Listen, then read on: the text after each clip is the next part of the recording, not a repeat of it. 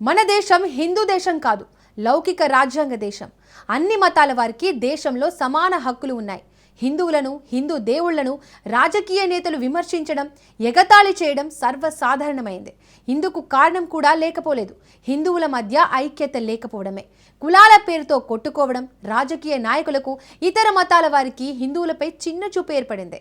హిందూ దేవుళ్లను ఎవరు ఏమన్నా ఏమీ చేయలేరన్న భావన నెలకొంది. అందుకే రామ మందిరం వివాదాన్ని కాంగ్రెస్ పార్టీ సాగదీస్తూ వచ్చింది.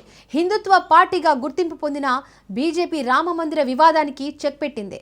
ఇక రామాలయంపై వివాదాలు ఉండవని అంతా భావించారు. కానీ తాజాగా బెంగాల్ ఎమ్మెల్యే రాముడిపై చెత్త వ్యాఖ్యలు చేశాడు. ఇంతకీ రాముడిపై ఎమ్మెల్యే చేసిన ఆ వ్యాఖ్యలేంటి? అసలు ఆ ఎమ్మెల్యే ఎవరు? ఆయన ఆ వ్యాఖ్యలు చేయడానికి కారణమేంటి?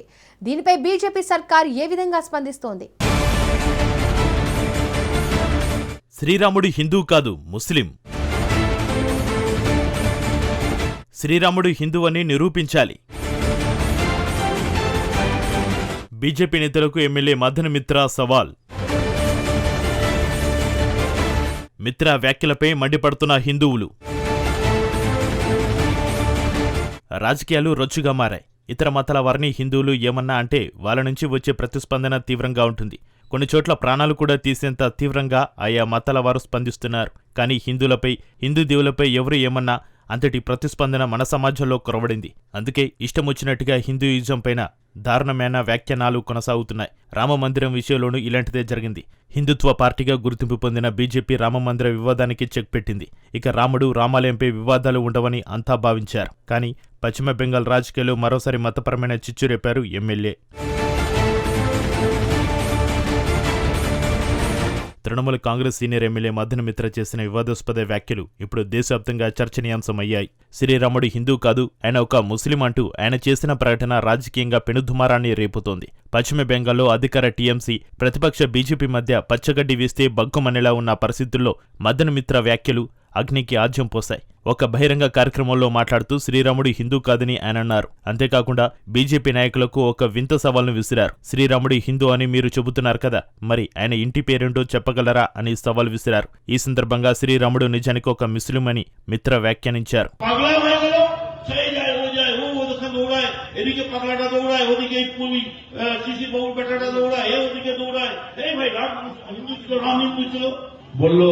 রাম হিন্দু ছিলেন, রামের টাইটেল ছিল রাম জেঠমালা.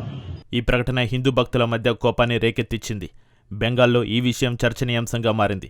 మదన్ మిత్ర వ్యాఖ్యలపై భారతీయ జనతా పార్టీ తీవ్రస్థాయిలో మండిపడింది. ఇది కోట్లాది మంది హిందువుల మత విశ్వాసాలను అవమానపరచడమేనని ఆగ్రహం వ్యక్తం చేసింది. టీఎంసీ మొదటి నుంచి హిందూ వ్యతిరేక విధానాలను అవలంబిస్తుందని, ఓటు బ్యాంకు రాజకీయాల కోసమే ఇలాంటి నీచమైన వ్యాఖ్యలు చేస్తుందని బీజేపీ నేతలు విమర్శించారు.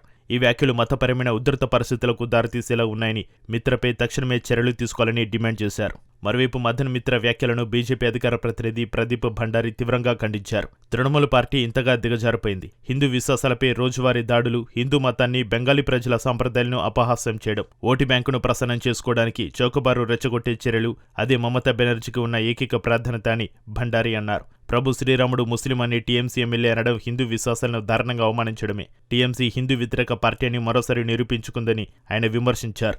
तृणमूल कांग्रेस एक हिंदू विरोधी पार्टी है, जिसमें हर तृणमूल कांग्रेस का नेता हिंदुओं के खिलाफ बयान ममता बनर्जी के कहने पर कहता है. इससे ये भी स्पष्ट होता है कि प्रभु श्री राम के भव्य मंदिर बनने के बाद ममता बनर्जी और उनका तुष्टीकरण का गैंग इतना हताश और फ्रस्ट्रेट हो चुका है कि अब हमारे भगवान का भी अपमान कर रहा है. इन सब से आज ये एक और बात सामने आई है कि ममता बनर्जी की पार्टी एक तरफ घुसपैठियों का समर्थन कर रही है, दूसरी तरफ प्रभु श्री राम का अपमान कर रही है. बंगाल की जनता, देश की जनता ऐसी घुसपैठिया समर्थन पार्टी को और साथ में प्रभु श्री राम का अपमान करने वाली तृणमूल कांग्रेस को उखाड़ फेंकेगी. తన వ్యాఖ్యలపై విమర్శలు వస్తున్నప్పటికీ మదన్ మిత్ర ఏమాత్రం వెనక్కి తగ్గలేదు. తాను దేనికి భయపడనని, చరిత్రను తెలుసుకోవాలని ఆయన స్పష్టం చేశారు.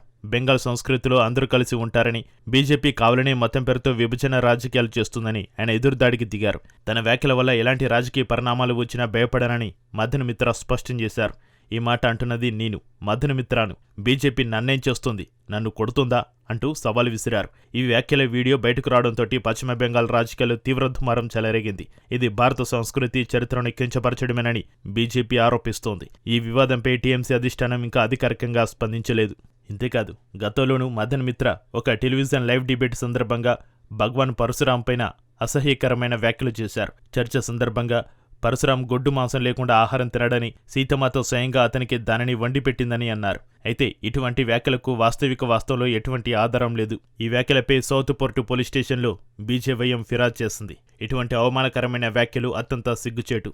రామాయణం, విష్ణు దశావతారం మరియు గోపూజను నమ్మే ఏ హిందూకు పూర్తిగా ఆమోదయోగ్యం కాదని మండిపడింది. ఈ వ్యాఖ్యలు సెక్షన్ 295A మరియు ఐపీసీ 153A కింద శిక్షార్హమైనవని బీజేవైఎం పేర్కొంది. చట్టపరమైన చర్యలు తీసుకోవాలని పోలీసులను అభ్యర్థించింది. మిత్ర వ్యాఖ్యలు సోషల్ మీడియాలో వైరల్ అవుతున్నాయి. దీంతో నెటిజన్లు కూడా మండిపడుతున్నారు. ఇప్పటికే టీఎంసీ హిందువుల వ్యతిరేక పార్టీ అని ముద్రపడింది. తాజాగా మిత్ర వ్యాఖ్యలు సంచలనంగా మారాయి. 2026లో జరిగే బెంగాల్ అసెంబ్లీ ఎన్నికల ఫలితాలపై ఇవి ప్రభావం చూపించే అవకాశం ఉంది. ఇప్పటికే ఓ టీఎంసీ ఎమ్మెల్యే బెంగాల్లో బాబ్రీ మసీదు కడతా అన్నాడు. అతడిని సీఎం మమతా బెనర్జీ సస్పెండ్ చేశారు. తాజాగా మరో ఎమ్మెల్యే రాముడిపై వ్యాఖ్యలు చేశాడు.